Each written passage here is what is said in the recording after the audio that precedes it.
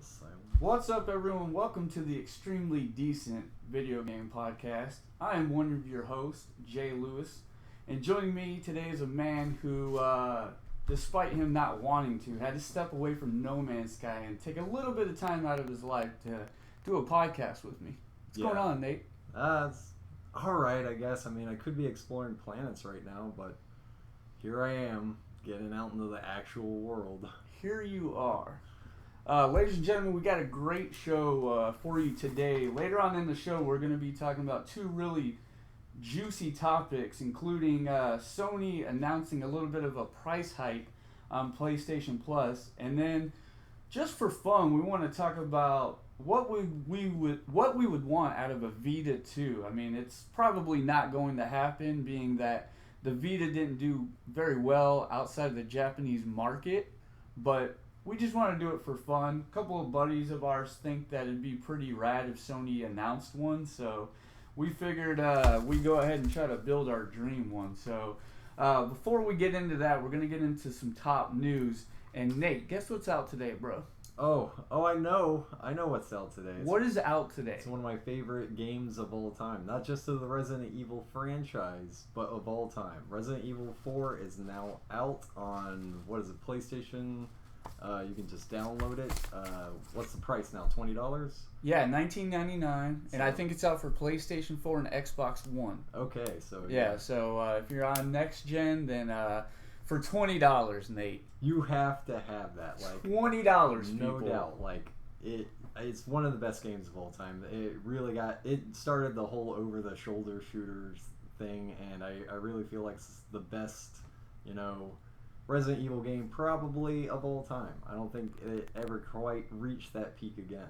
Yeah, I was gonna say, I don't even think that's up for debate, right? Like when you look at all the Resident Evil games, like this is the pinnacle of the series. Let's talk about some of the things that made it so great. So one thing that comes to mind right away is the creepy dude in the cave that would sell you upgrades to your weapons. Yep. You could actually buy weapons. I can't think of any other Resident Evil game where you actually bought it rather than obtain it. Right, yeah. Right? I'm not too... I don't think there really was that mechanic leading up to this game or in very many games after, if at all. But yeah, having... That guy was a great personality for the game. I really loved seeing him. What are you buying? What are you selling? That dude was creepy as heck, but like that's like my ultimate memory. Like and like I want to see them make a Resident Evil like that again. Give me a sequel to that game. You know what I mean? Yeah, something that is exactly in that same vein, that captures that same atmosphere that game had, and just give us the same gameplay mechanics. Yeah. You can tweak them a little bit, clean them up, to run better, but, just don't throw any crazy stuff at us. The item system was perfect. The shooting mechanics were great. Very good. Popping one of these freaking villagers in the kneecap. How good did it feel? Like, yeah, it actually had good hit markers in the game to where you could slow them by shooting them, in the kneecap, and they'd go down to one leg. And remember the ones that would mutate? Yeah. And like games have borrowed that idea. Bloodborne. Right. There's so much has been borrowed from Resident Evil 4. It's just a staple of the gaming industry nowadays, I think, and you owe yourself to play it. It's so good. I like that you're not actually dealing with zombies in it. You're dealing with Las Plagas. Yeah. It's just these creatures that they put inside people, and they're parasitic, and they just cause all kinds of there you go. mutations. Think of parasites, because the special infected, we'll call them, some of them when you shoot them they would evolve, and they'd have what looked like a parasite coming out of the top of their head. So that was a really good game, and I feel like it did a great job encompassing adventure and fear and like everything, because there were a lot of adventure elements to it, just looking around and stuff. And then when dude would come with that chainsaw, oh my gosh, you wouldn't know where he was coming from, but you would just hear that thing revving up in the background. You knew you either had to get out of there or you were gonna die. Yeah, that absolutely. Was how that worked. And I don't think a Resident Evil game did a better job of making you feel like, kind of like that claustrophobic feeling, like the townspeople were closing in on you, and like your window of escaping was just like getting more and more narrow. And like I remember like they'd be closing in on me, and I just felt claustrophobic. And like that was such a cool feeling. Yeah, there were so many great scenes where you could get locked inside a building and they would be trying to get inside, and you could push furniture in front of the doorways. Just great little mechanics and touches like that made that game really stand out. Yeah, and this is a remastered version. So have you seen any like gameplay trailers of like, how it looks now versus how it looked then? I have not. I imagine it's got to be a little bit better though. Yeah, it is better. I mean, it wasn't a bad game to begin with, but they definitely did clean up a couple things. It looks a little sharper. It definitely looks good. But look for that one, guys. It gets our EDG seal of approval. Me and Nate both approve of this game for $20. Please do not skip it. I don't care if you're not into the Resident Evil games. Like, it is still mechanically sound. Like, the visual cues are so outstanding. The audio, oh man, you want to talk about audio done right, man? Like, it creeps you out is what it does. So look for that one. Out today. So this podcast is being filmed August 31st.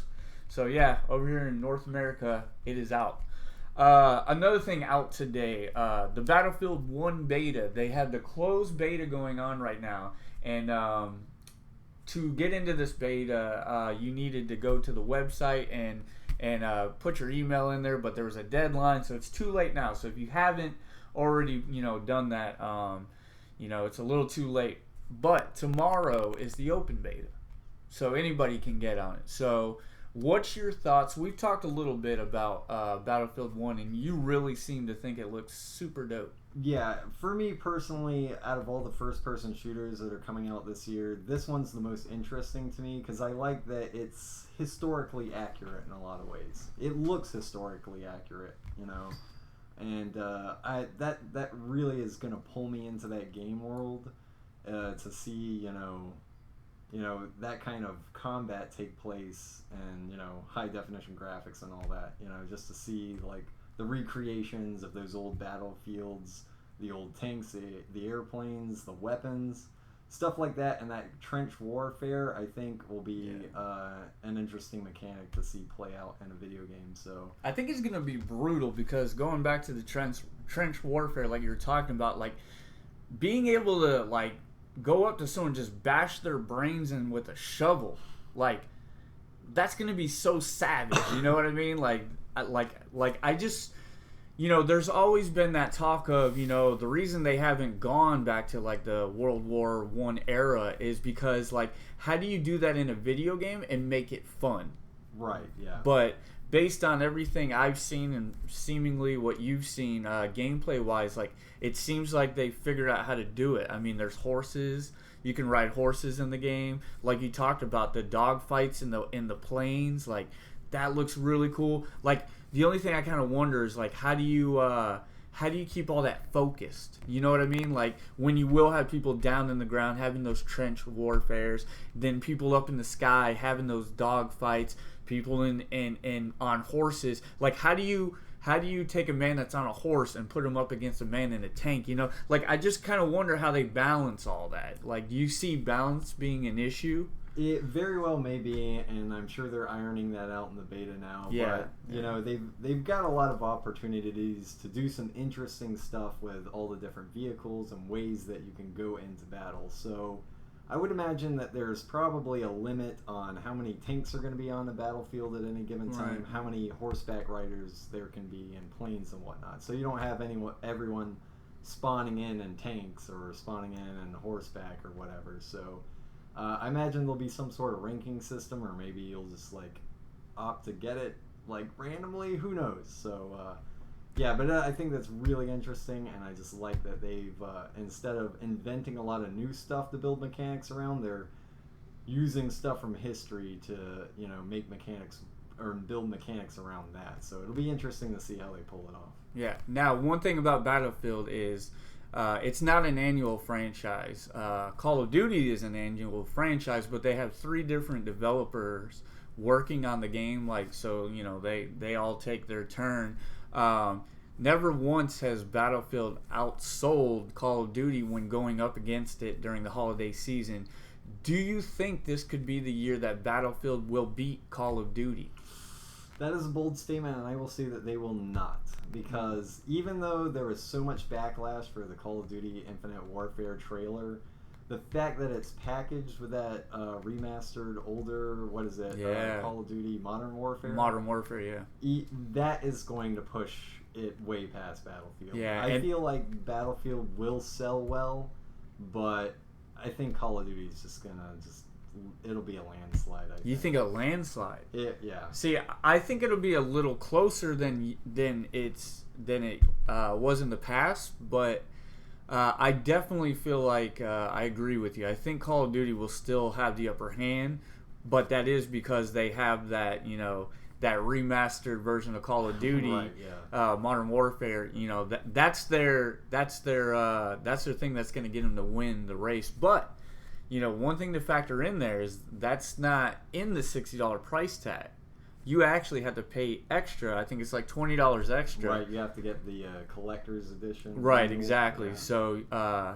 So that's something to factor in. So I wonder if it was just game versus game, you know, without that remaster. That is an interesting point. If it was just Infinite Warfare versus Battlefield 1, I think Battlefield would have a very decent chance of beating them out, and probably even a very good chance given the backlash that a lot of the diehards had over the trailers. So yeah. All right, well, look for that, ladies and gentlemen. Like I said, it's a closed beta right now, but it will be opening up tomorrow to the public, so keep your eyes out for Battlefield 1. Due out this holiday season. I don't have an exact date. It's sometime in November, though. I believe that one's coming before Call of Duty. I think it's the week before Call of Duty. But don't quote me on that. Yeah. That's just a guess. You're going to have to do the legwork there. Now, Nate, I got some sad news. We have a delay. Another delay to report. And sadly, it's coming out of Sony. Yeah. Imagine that. Yeah, so Gran Turismo was Sony's big AAA holiday release this year. And much like holiday season of last year, looks like Sony won't have one again because it's got delayed till sometime in 2017. Engadget broke the article, or at least that's where I found the news. And man, I forget the guy. I forget the guy's name, but anyways, the lead developer said that they delayed it because, quote, the team doesn't want to compromise the experience in any way, end quote. Nate, are you buying it? Is that why it's getting delayed? I will buy that. It seems to me like, you know, they want to do the right thing, right? They're not going to put out a game that they're going to immediately have to patch, which won't be very good or playable until it's completely patched, which we see a lot of nowadays.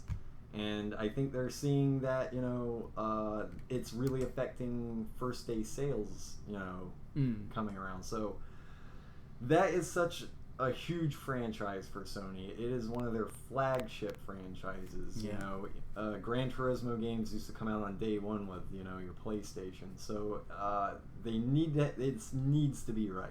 Yeah. Because I have been waiting for a car driving sim, specifically Gran Turismo, is what I've been waiting for. Yeah. So I would rather have the game come out in a finished, polished state rather than get my hands on the game early and have a subpar experience with it and then have to come back to it later. I'd rather just be blown away on day one.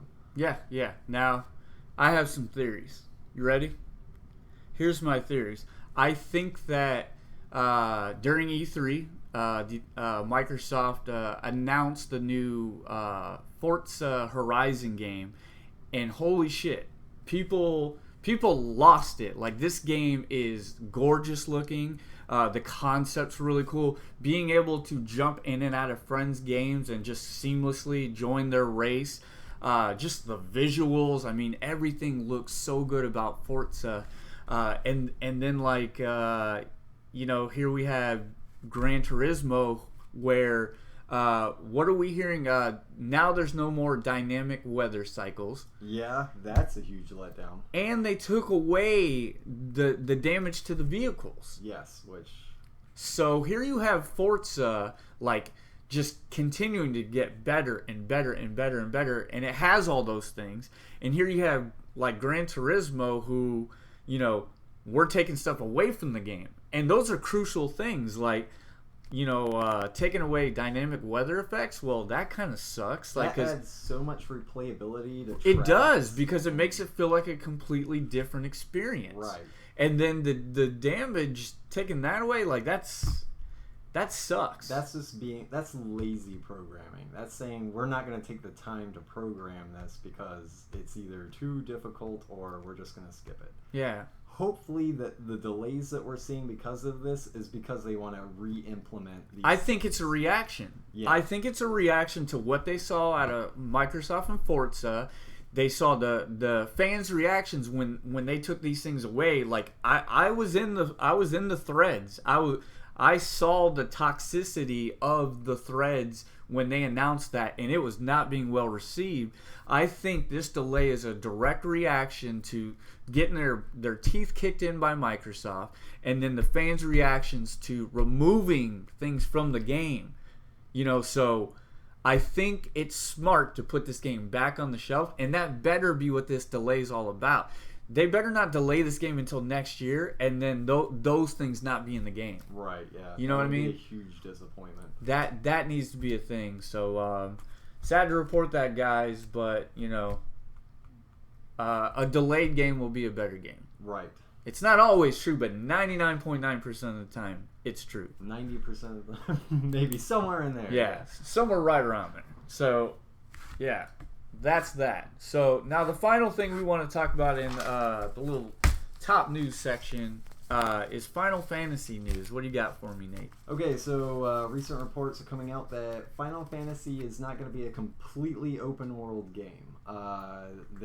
When we first heard about the game, we heard that it was going to be an open world game, but now we're hearing that the last half of the game is going to be completely linear. Now, this scares me a little bit because traditionally with RPGs, the first part of the game is linear. You'll meet your characters, you'll learn their backstories, you'll get your quest, and then you set off into the great big open world and you do your exploring and whatnot. Final Fantasy 13 had a lot of criticism because it was very linear in the beginning. It was basically just one hallway after the other.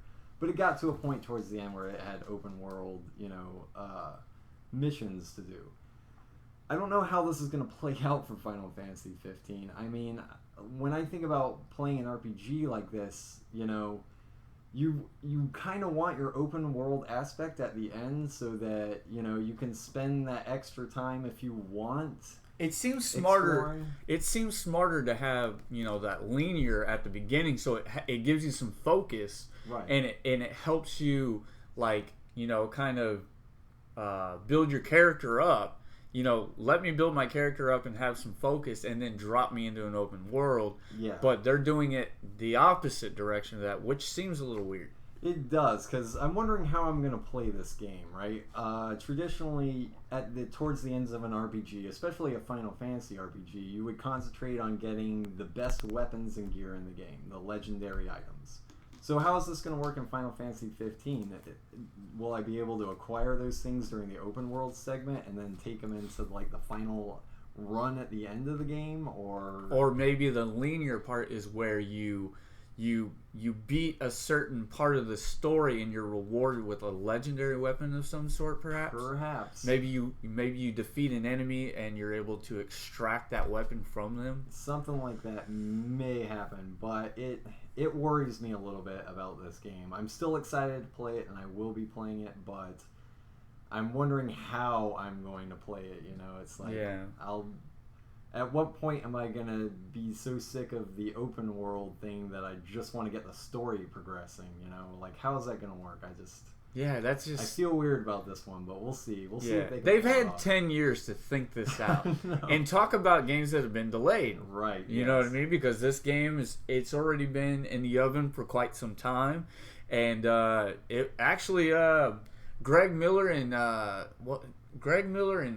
Tim, his last name's escaping me at the moment, but over at Kind of Funny, they did this big launch announcement for the game, and on stage they had a definitive release date. What was it, like September 23rd? Yeah, sometime in September. And it was like, you would think that, you know, the game was ready when that event took place.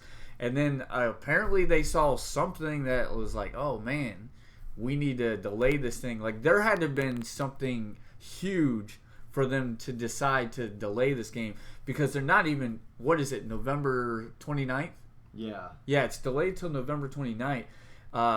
That's not a great time to release this game. That's after Black Friday, you know, so you're gonna miss those Black Friday sales. Like there had to have been something that caused them to delay this game, that it had to be something huge, because I can't imagine they wanted to do that. Yeah. Because September would have been a great time to launch this game. Right. There's nothing around it, and right, you beat all the holiday games out. Yeah. You're first out the gate. Yeah, so I'd imagine something went wrong, and it might have been with localization. That's Tim Geddes. Yeah, localization is always a difficult process, and even though I hear this game was being produced to release internationally, you know, that very well could have been a problem with the game. So we'll just hope that when it does come out, we don't get another Final Fantasy 13, but I can expect this game will probably be pretty divisive of the industry. Yeah, and like something to factor in too is that this is not the only huge RPG that's launching around this time. It has to go up against Golden Persona 5, which that's a little bit of a newer franchise, and it hasn't been around for as long as Final Fantasy has, but in its short time here, it is a beloved game. Final Fantasy 4 on the Vita, oh my god, they're like, anyone that owns a Vita, they're like, that's the end-all be-all game for the Vita. So people are extremely hyped to get this. It's the first Persona on the PlayStation 4, and there's a lot of hype being generated with the game right now. And there's actually some people in the industry saying that Persona could beat out Final Fantasy in Japan. Like, it's gaining ground over there, and it's gaining a huge fan base in Japan. Yeah, I can totally believe that. I've played many of the Persona games and the Shin Megami Tensei titles, so they're very unique. They bring fresh new takes on generally storytelling in RPGs, so I can really see this being something that'll take Western audiences by storm, especially, and probably reinvigorate the RPG genre altogether. Absolutely. Hurrah for RPGs and the 500 hours that you have to devote to them. Yeah. These games are starting to scare me. They're getting huge. Is there going to be an ending to Final Fantasy 15? Probably not. Probably not. That's going to be the game that, like, you sink 2,000 hours in. Yeah. Or it might even be the game that some people play for a decade. Yeah. So, who knows? But that's it for the top news section, guys. Now, for our first topic, we're going to talk about Sony recently changed the price for PlayStation Plus. So for the year, it went from $60 and it's now $60, from $50 to $60. And then for 3 months, it went from $18 to $25. Okay, so here's the thing. Here's the question. Because they're upping the price of PlayStation Plus, do you think that they need to start offering better PlayStation Plus games? Because when this got announced, I took to the threads. I wanted to see people's reactions, and it was very polarizing, because you had some people that were saying that, okay, Sony needs to start getting into their bag of AAA titles and start offering some of the AAA stuff, and you know, give me some better games, because a lot of people are saying that the PlayStation Plus offerings are kind of like pixel junk. You know, for lack of a better word. They're just saying it's pixel art games and like they're these really bite-sized like, you know, games. And so it got me to thinking, and my knee-jerk reaction was I wanted to go to bat for Sony. And I kind of am in a way because I feel like $60 is justified for the service, right? I've had my PlayStation for 4 years now, going on 4 years, and they haven't ever jacked the price up on me until now. And the PlayStation Plus that I have today versus the PlayStation Plus I had 4 years ago, night and day difference. Right. The interfaces are all cleaned up. Finding games and entertainment and everything's just so much better. Now they got the cloud save feature and like it's leaps and bounds better. But you know the problem that people are having is the free games. You know, not all the behind the scenes stuff. So what do you think? Do they need to start giving better games?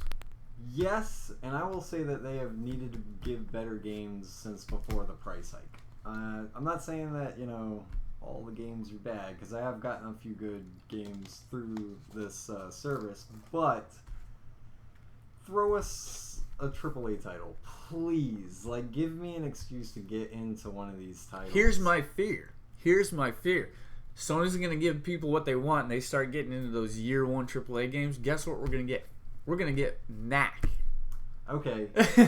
That's not a bad start. I almost threw up a little bit saying that. But what I will say is that give us games that are franchise starters. Give us Titanfall. Give us the first Titanfall's only on Xbox. Oh. My bad there. Give us an equivalent. See, that's why I'm here, ladies and gentlemen. Right. Thank you, Jay. Give us an equivalent to that. Give us a franchise. Okay, so an equivalent to that would be Killzone Shadowfall, which that would be a great title to give for free. Right. Now, every time I thought of that game, because it's a great game, that would get people hyped. The thing about it is, you know, multiplayer games, keeping the servers up, costs a lot of money.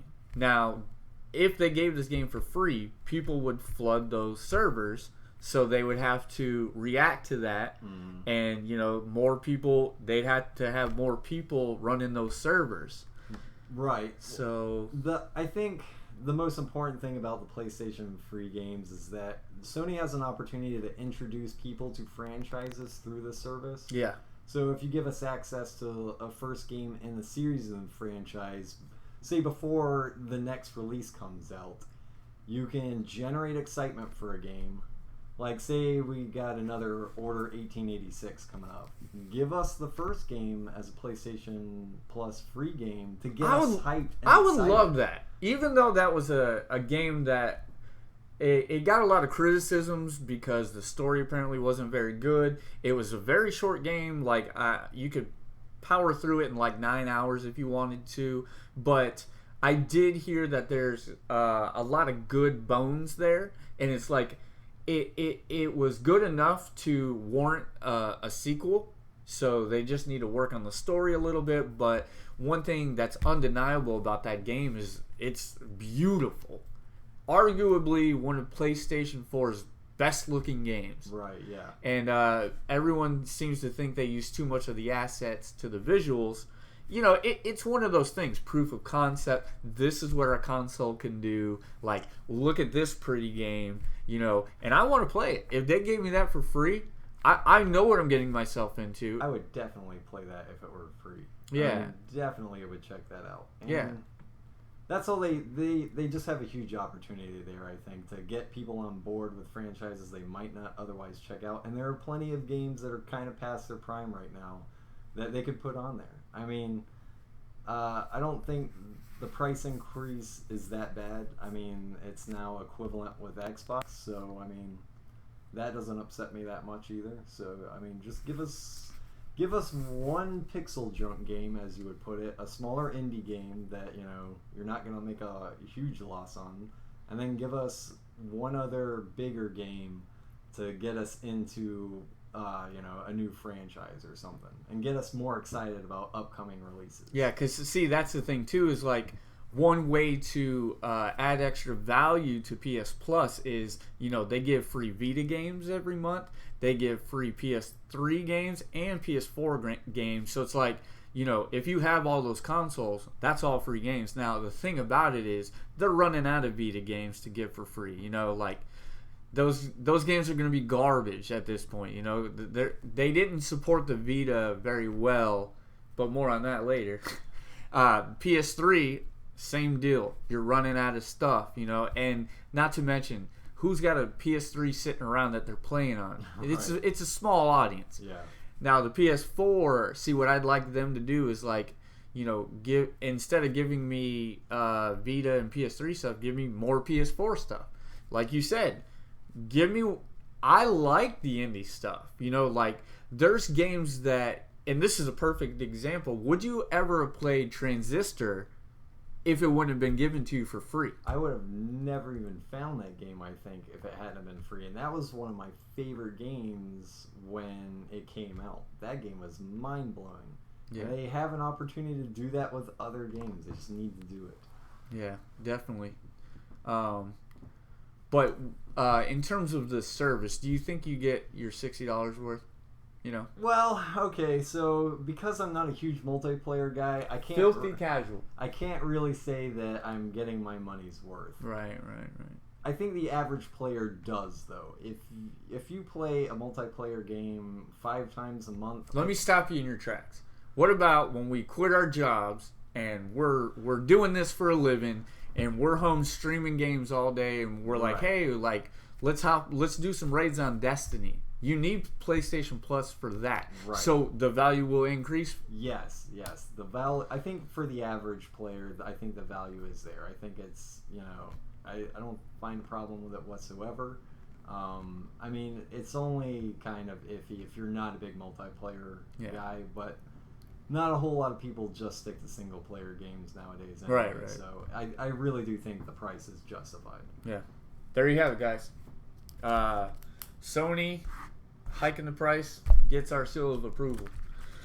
Now the last thing we're going to talk about in the wrap up here is building our ideal Vita 2. Now I'm going to start, okay, because I'm going to cheat a little bit. Oh gosh. So hearing these rumors of what the NX is, I'm like, well, if I could take elements from that and put it into a Vita 2, that would be great. So the ideas that I had was a retractable stand that would allow me to set the Vita 2 up on a table. And the reason I would want that is because if they could put a micro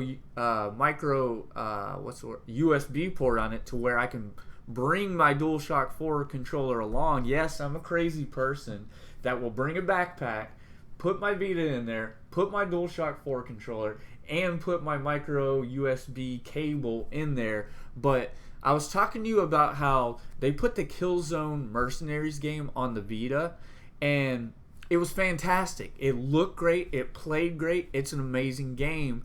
When you go to play it online, that's where there's a little bit of a hang-up, because a first-person shooter is a little twitchy, right? And it requires precision and quick movement, and when you have that in your hand on the screen, it's hard to really be accurate when the screen's moving around in your hand. Now, if I can set that down and you give me my DualShock, that's all I ever want. And that's where a lot of people talk about the only thing that's wrong with the Vita is it doesn't have the L2 and R2 shoulder buttons, and it's got that rear touchpad crap. Yeah.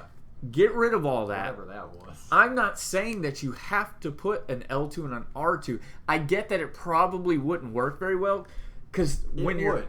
I assure you it would, because the new 3DS XL has that. And it's not weird on the hands to hold it? It's a little weird, and it could use improvement, but it can be done. Okay, so because aren't theirs staggered though? Right, you'll have one for the tip of your finger, and then you could move it this way, and you would just the tip. Just the tip, and then you could get the other one. So they're side by side. They're not stacked on top of each other. They're like that. So it works. How's that C stick? Okay. Okay. It's okay. It's all right. It serves its purpose. It's Okay. not phenomenal. It's not phenomenal. All right, so yeah, if you had the stand and you're able to hook in, your DualShock controller, I think that would be fantastic. I think being able to beam it to my television would be kind of cool. Like the Vita TV, tried to solve that, but that was an extra peripheral that you needed. Like I would like to see it built into the Vita. Like make it to where I can, if I have Chromecast, which a lot of people in this day and age have Chromecast, to where I could beam the signal to my Chromecast and play my Vita on my television as well. That'd be pretty cool too. Get the big screen experience. Definitely. And I think ultimately what it really boils down to is software. Yeah. I mean, we all say it, like, games will sell a console. And, like, the Vita 2, it does have a vast library. Or, I mean, the Vita has a vast library, but it's a lot of indie stuff. And not that that's terrible. But to get the Vita 2 to sell, you would need the promise of, this is everything we have in the pipeline, and that's what my dream Vita 2 would have, titles maybe titles that we haven't seen in a while, like Spiral. Remember Spiral the Dragon back on the PlayStation? That is perfect because for a handheld experience. The development for handheld games is smaller, so you have smaller production values, and games like that lend itself well to smaller experiences. So that would be a perfect title to put on a new Vita. Yeah, some games like that. I think what they try to do with the Vita is duplicate the AAA experience onto a handheld, and to a certain degree, they did. Like Killzone Mercenaries, dude, that's a AAA shooter. It was great. I enjoyed it. Amazing. But I don't know if you necessarily need that. And if you do, I still have it in my head that if I'm playing a AAA game on a handheld, I'd rather set it on a nice little stand, maybe in my lap perhaps, and have the controller. Because when you're in a AAA game, you're probably going to be immersed in that world for quite a while. And playing on a handheld, your hands are just going to want to cramp up. Right. You know what it's like playing games for a long time on the 3DS. I do. It at least needs to be an option. I'll say that. You're definitely right. Having the ability to plug up a DualShock controller totally needs to be a thing. Yeah. And I think in terms of visuals, I think the Vita is completely capable. I thought that some of the graphics on some of those games, Dragon's Crown, man, that game was beautiful. Oh, gosh. Don't remind me about that. 2D side-scrolling platforms are great on handhelds. Give me some more of that. And battery life. Give me some decent battery life. Again, I think the Vita does a good enough job, so I wouldn't need much more. So, to sum my dream Vita 2 up, give me a stand, give me the ability to hook my DualShock 4 to it, let me beam it to my television for whatever reason I would want to. I don't know, but let me do it. Oh, it'd be one other thing that I just thought of, spitballing out the side of my head is, imagine if you could use the Vita as say we want to play couch co-op, you could use the Vita as the second player screen. That would be amazing. That would be amazing. So that too, I just kind of figured that one out right there at the end, and that's it, man. That's all I would want. Definitely, that's a very great Vita too. That's a good Vita too. We need to email them. Yes, we do, and I only have just a few things to add to a Vita 2 as grand as that one. But build me your Vita 2 from the ground up. Okay, so first of all, screen size matters not at all. I don't care about screen size. What I want to see is resolution. I want to see great color out of the screen, and I want to see touch function.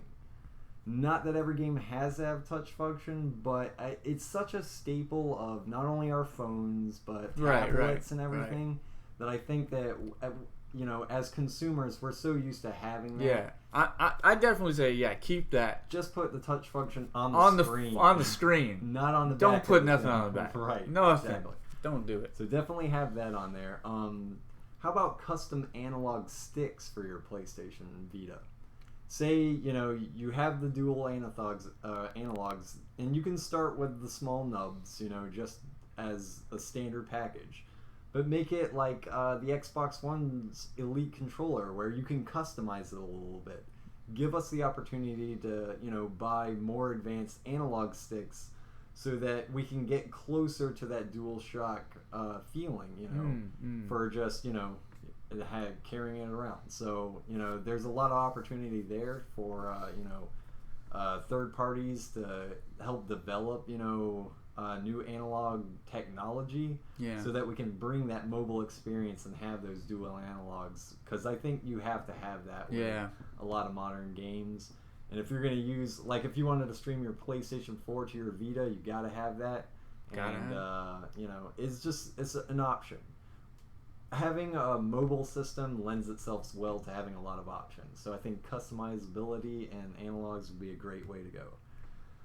4 shoulder buttons, for sure. I really does have to have it. You have to have that nowadays. Just figure it out. Yeah, figure it out. There's a way to do it. Inexcusable. I mean, even if the thing isn't like super thin, just give us a little bit of room on the end of that thing so that we can have just 4 shoulders. I know I said that it didn't need it, but that was keeping in mind that my controller would be able to hook up to it, so I definitely couldn't go without it. Right. Like, do not substitute my shoulder buttons by making me rub my fingers on the back of the screen like 2 little clitorises on the back, like, you know. Don't make us do that ever again. Don't make me finger my handheld. Just don't. Please. Okay, and I'd also like to see them go to cartridges. I mean, we've heard rumors that the new NX is going to be using cartridges. Just go back to cartridges. How, like, optical CDs are not going to happen. Guess why? You think it's going to be download only? No. Sony owns the right to Blu-ray. They'll probably have, if they made this, put Blu-ray discs in there. Blu-rays, micro Blu-ray discs. It's a dead format, man. I'm telling you. Like, optical discs are on their way out. That's a bold prediction, I think. But I think in the future, in the next 10 years, we won't be using optical discs anymore. Okay. I think they'll be obsolete. So I think cartridges are the way to go. Well, the Vita uses cartridges. Right, and they should, you know, continue that trend instead of going back to what, you know, the PlayStation Portable had with the, you know, UMD discs. Those things were terrible. They came in their own little, you know, discs. If anything got inside there, you know, it was pretty much screwed. You know, just give us cartridges. I like cartridges. That's all I got to say about that. And lastly, I would like to see the same social networking share functions as my PlayStation 4 has on the Vita. That'd be Give me that sick. share button so that I can do the same things and share the same stuff that I could on my PlayStation 4 on my Vita. Yeah. How awesome would that be? That would be really awesome.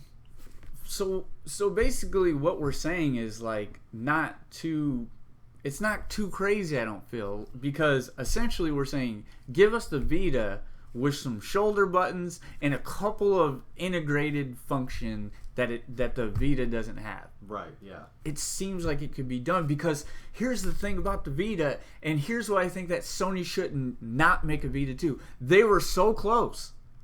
They don't realize that they were so close to having a hit on their hands. But it was the weird, cumbersome, like, controls on the thing that really just held it back. That, to me, like, I seriously believe in my heart that if it had an L2 and an R2, it would have sold a lot better. One of the best features of the Vita is that you can remote play your PS4 games onto it. So when I found out you could do that with Destiny, I'm like, okay, how well does this work? Let me tell you, if you got a good internet connection, it works very well. It works awesome until you have to remap those buttons, and it was like, Destiny is no way. Yeah. No way you're playing like let's say a multiplayer session. You're not going on a raid. Like let's make that clear. But it lets you play the game. I didn't have any lag whatsoever. It literally, you know, took my PS4, put it on my Vita. Amazing, except for the controls. Right. So if they can figure out a way to fix the controls, and there you have it. You essentially have a mobile PS4. Yep, and I think that's what people want. I think they do too. People want more mobility, they want more options, and Sony definitely has the opportunity to give us more options and give us mobility with a Vita 2. So do you think they would be crazy enough to take another crack at it? I think they should be crazy enough to Right. take another crack at it. I mean, look at what Nintendo has been able to do with their handheld. Right. The 3DS is basically their flagship right now. So, I mean, Sony has an opportunity to inch their way into that market and get, some of that market share and get us back on board on PlayStation Portables. I think it's a terrific idea, and I think they should do it because I really wanted the Vita, but like you said before, software was not there. Yeah, software wasn't there. If I bought a Vita today, I can only think of 2 games that I would want to have with it. So, make sure that the software is there for us because games bring gamers to the console. That is absolutely true. I also think they should be crazy enough to do it. It's not crazy. I almost would say it'd be like a surefire deal. Like, people are starting to be more and more open to handheld gaming, and I think it is the future of gaming. And I think it'd be stupid to get out now, but the only reason I don't think this is something that could happen is because they're busy with VR, which I don't know how that's going to go. We know it's going to be a slow burn. Yeah. I would have liked to have seen the development dollars go to a Vita too. I believe in VR. I just it's going to be a slow burn. Yeah. And I originally was on the bandwagon. I was like, yes, I want to get a PSVR day one. Now, I'm so far off that bandwagon, it's not even funny. All the stuff that I've heard, it's just one of those things where right now it's going to be bite-sized experiences. And I think that when they learn how to make games for it, because, you can't take these AAA experiences, like you're not going to be playing Call of Duty in VR. At least not anytime soon. But a cooler way to use VR will be, like maybe almost like a game meets like you're inside a movie. Yeah. That would be fun. But that's a topic for another day. So I don't think the Vita 2 is in development because VR, the Neo, and this PlayStation Slim, I think that's where their focus has been. But once they release all this, then I think maybe they should quickly go to that drawing board and put this thing together. And if they put something like this out, look out NX. Oh, yes. You know what I mean?